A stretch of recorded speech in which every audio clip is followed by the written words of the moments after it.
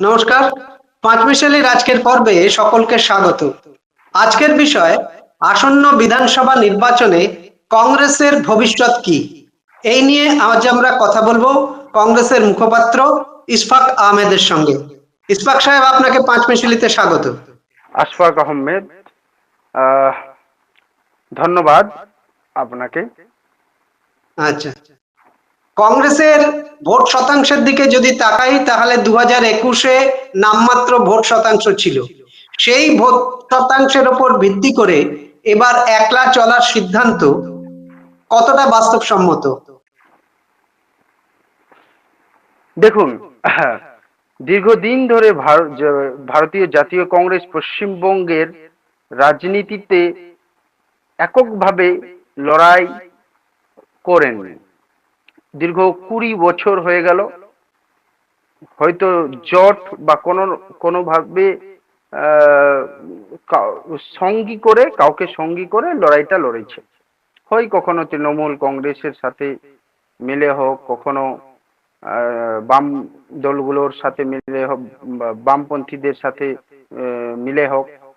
কিন্তু কর্মীদের, যেটা গ্রাউন্ড লেভেলের যারা কর্মী আছে, তারা তারা চাইছিল যে না, যেন কংগ্রেস যেন এককভাবে লড়াই লড়ুক। যা তাতে কংগ্রেস বুঝতে পারবে, আমরা বুঝতে পারবো যে আমাদের গ্রাউন্ড লেভেলে কতখানি শক্তি আছে এবং আমাদের সমর্থক কত আছে এবং অ্যাকিউরেট ভোট পার্সেন্টেজ আমাদের কত আছে। ইভেন আমি আপনাকে যদি বলি, যেহেতু যখন বামের সঙ্গে আমরা জোট যদি করতাম, তাহলে অনেক কর্মী সমর্থক আছে, কংগ্রেস কট্টর কংগ্রেসী আছে, তারা মনে করতেন যে না, বাম আমাদের শত্রু।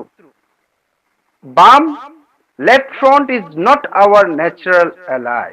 এটা তাদের ভাবনায় মধ্যে সব সময় তাদের মাথার মধ্যে এই ঘুরপাক, এই জিনিসটা হতো। এই কারণে এটা খুব সাহসী আমি মনে করছি যে একজন কংগ্রেস কর্মী হিসেবে, কংগ্রেস মুখপাত্র শুধু নয়, কংগ্রেস কর্মী হিসেবে মনে মনে করছি যে এটা খুব সাহসী পদক্ষেপ। প্রদেশ কংগ্রেস এই সভাপতি সাহসী পদক্ষেপে এই সাহসী পদক্ষেপের ফলে আগামী ভোটে কংগ্রেস কেমন ফলের আশা করছে? এই সাহসিক কংগ্রেস, দেখুন, বাস্তবটা তো আমাদের মেনে নিতে হবে। কংগ্রেস একটা ভালো ফলাফল করবে, ভোট পার্সেন্টেজ বাড়বে, এটা আমি নিশ্চিত বলতে পারছি। হ্যাঁ, কিন্তু সরকার গড়ব এটা আমরা দাবি করতে পারবো না। এটা তো জনতা ঠিক করবে যে আমরা সরকার গড়তে পারবো না, সরকার মানে কিং মেকার আমরা থাকবো, সেটা জনতা ঠিক করবে। জনগণ, রাজ্যের জনগণ সেটাকে ঠিক করবেন। কিন্তু হ্যাঁ, কংগ্রেস শক্তিশালী হলো। কংগ্রেসের যে যে জমিগুলো, কি বলে একটা কথা আছে না, বাঞ্জার, হিন্দিতে কথা আছে বাঞ্জার জমি, বাঞ্জার জমি। তো যেই জমিগুলোতে চাষ হয়নি, যেই জমিগুলো উর্বরতা কমে গিয়েছিল, সব জায়গায় কিন্তু চাষ হলো। এই চাষ হওয়ার ফলে কি হলো, নতুন নতুন কংগ্রেস কর্মীরা তারা সাহস পেল এবং যারা কংগ্রেস করতে চাইতেন এবং ভাবতেন যে Congress is not serious in West Bengal, তারাও কিন্তু তাদের যে ভুল ধারণা তাদের মধ্যে ঢুকে গিয়েছিল, সেই ধারণাগুলো ভেঙে গেল। এতে করে কংগ্রেসের সাংগঠনিকভাবে কংগ্রেস শক্তিশালী হচ্ছে এবং আগামী দিনে কংগ্রেসের ভোট ব্যাংক বা ভোট বেস বা সমর্থক, ভোটার, এটাও কিন্তু খুব মানে বাড়বে। এবং জাতীয় কংগ্রেস সবসময় একটা, এবার মানুষকে একটা বিকল্প দিল। মানুষ বিকল্প, বাইনারি পলিটিক্সে, বাইপোলার পলিটিক্সে ফেসে গিয়েছিল পশ্চিমবঙ্গের মানুষ। কেউ বিজেপি এবং টিএমসি, বিজেপি এবং টিএমসি, অনেকে বলবেন যে বিজেপি বিদ্বেষীদের দল, বিদ্বেষ ছড়ায়, টিএমসি কারাপ্ট, সিন্ডিকেট, দুর্নীতি। কিন্তু বিজেপিও বিদ্বেষের সাথে সাথে দুর্নীতি, সিন্ডিকেট সব বিজেপির মধ্যেও রয়েছে। ভারতীয় জনতা পার্টির যেখানে যেখানে সরকার রয়েছে বা কেন্দ্রে যেভাবে দুর্নীতিগুলো আছে, সেই সবগুলো যদি দেখি তো একে অপরের একই মুদ্রার এপিট ওপিট হয়ে যাচ্ছে। তো এই ক্ষেত্রে সবচেয়ে বড় জিনিস হচ্ছে এই দুই বিদ্বেষ ছড়ানো। এক হচ্ছে যারা আরএসএস রাষ্ট্রীয় স্বয়ংসেবক সংঘ, তার যে বিদ্বেষের, তারা যে গোলওয়ালকের বীজ বপন করেছে সেইটাকে, সেই বীজ থেকে একটা বট বৃক্ষ হয়ে গেছে বিজেপি, এবং সেই বট বৃক্ষকে জল জল দিচ্ছে, সার দিচ্ছে এই তৃণমূল কংগ্রেসের মতো দলগুলি, এবং পশ্চিমবঙ্গের শাখাগুলোকে পশ্চিমবঙ্গে আপনি দেখবেন শাখা বেড়ে গেছে। তো এটা মমতা ব্যানার্জির সদয় আরএসএস এর প্রতি সদয় ভাব।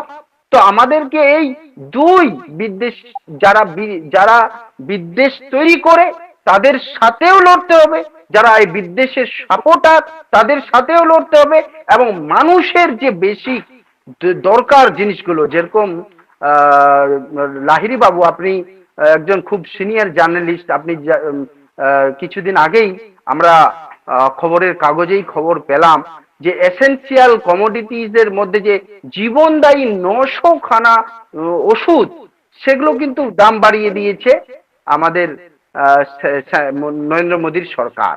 তো তারপরে আমরা এলপিজি। এই প্রসঙ্গে আসবো, কিন্তু আপনি আপনার বক্তব্যে সংগঠনের কথা তুললেন। আপনি জানেন এবার পশ্চিমবঙ্গে বিধানসভায় 80,719টা বুথ। কংগ্রেসের সাংগঠনিক ক্ষমতা কি এতটা উন্নত হয়েছে যে প্রতি বুথে তারা এজেন্ট দিতে পারবে?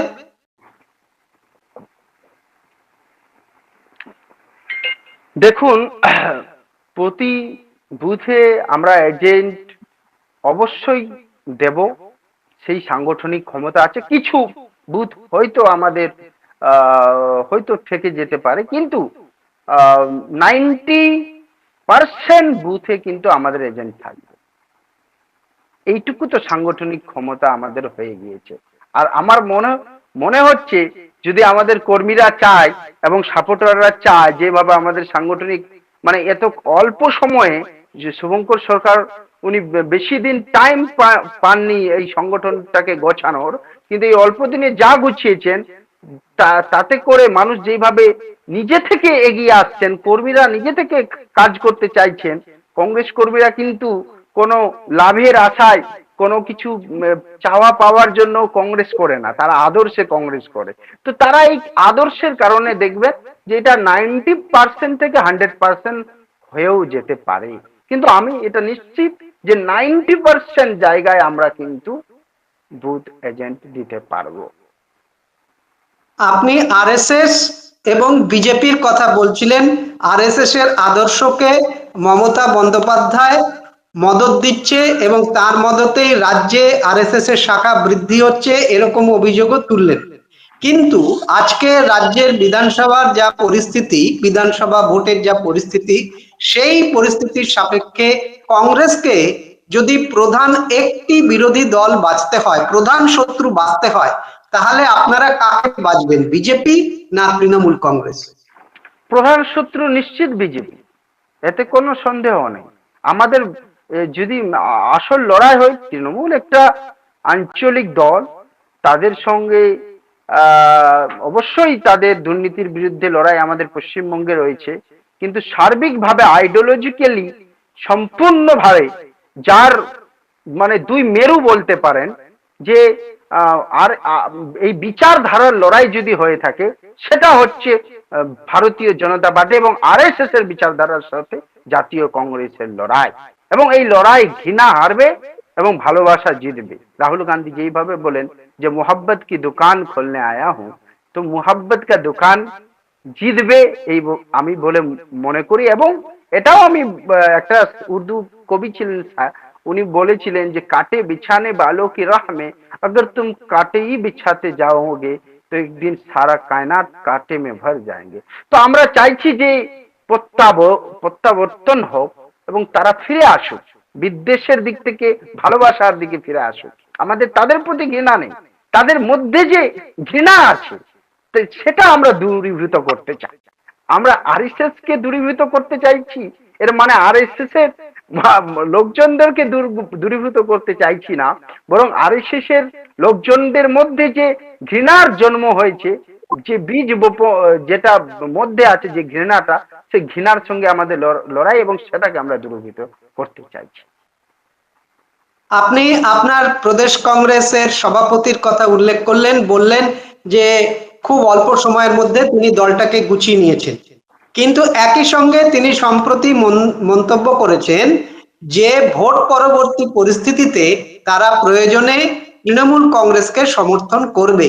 তার এই মন্তব্যে কংগ্রেস কর্মীরা কতটা উজ্জীবিত হবে, বা এটা কংগ্রেসের ভোট প্রচারে কি প্রভাব ফেলবে? এটা ফেক নিউজ ছড়ানো হয়েছিল, তার আমরা একটা প্রেস বার্তা দিয়েছিলাম যে এই জিনিসটা ফেক ছড়ানো হয়েছিল। এই ধরনের কথা শুভঙ্কর সরকার কোথাও বলেন। আপনাকে শেষ প্রশ্ন। এটা আজ তাক বাংলা বলে একটা চ্যানেল চালিয়ে দিয়েছিল, যেটার আমরা খণ্ডন করেছিলাম, এবং আমি নিজে তাদেরকে ফোন করেছিলাম এবং আমাদের টিমকে দিয়ে তাদের সঙ্গে কথাবার্তা বলেছিলাম। আপনাকে শেষ প্রশ্ন করব যে সব পরিস্থিতি বিচার করে আপনারা এবার বিধানসভা নির্বাচনে কটা আসন পেতে পারেন বলে মনে করছেন? দেখুন, আমরা আসনের বিচার করব না, এটা তো জনগণের কাছেই ছেড়ে দেব, যে জনগণ যা দেবে। আমরা আমরা এই জন্যই তো বলছি যে লাহিড়ী বাবু, যে আমাদের মধ্যে জাতীয় কংগ্রেসের বিচারধারার মধ্যে এবং অন্যান্য বিচারধারার মধ্যে পার্থক্য রয়েছে। আমরা জনগণকে মনে করি যে তারাই হচ্ছে ভারত মাতা, এবং তারা যা ডিসিশন নেবেন আমরা মাথা পেতে মেনে নেব। আপনাকে অনেক ধন্যবাদ পাঁচমিশালির সঙ্গে কথা বলার জন্য। আজকের আলোচনা এখানে শেষ করছি, অন্যদিন অন্য বিষয়ে কথা হবে। ধন্যবাদ। নমস্কার, ধন্যবাদ।